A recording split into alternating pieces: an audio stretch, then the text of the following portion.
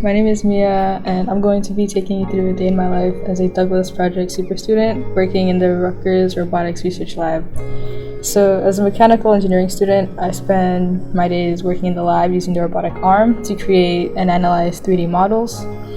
I get into the lab around 9 or 10 a.m., and the first thing I do is review my documentation from the previous day and past week to make sure that any of the past problems that we have are well documented and have solutions to them just in case I run into these problems again. I'm currently working on my methodology for this project, so that just means I'm working on planning out and perfecting how we go about using the arm to scan the objects.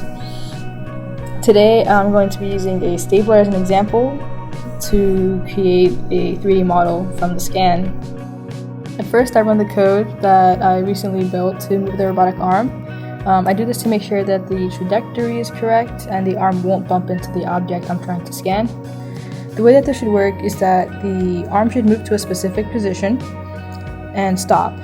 The camera should then take a picture of the object at that current position. This continues until the arm reaches a full rotation, which is 360 degrees. There's about 24 pictures, which means that there's a 15-degree difference between the positioning for the camera to receive information for the object. This ensures that all aspects of the object are visible to the camera and the depth information being received is correct. Thank you for joining me in a day in my life.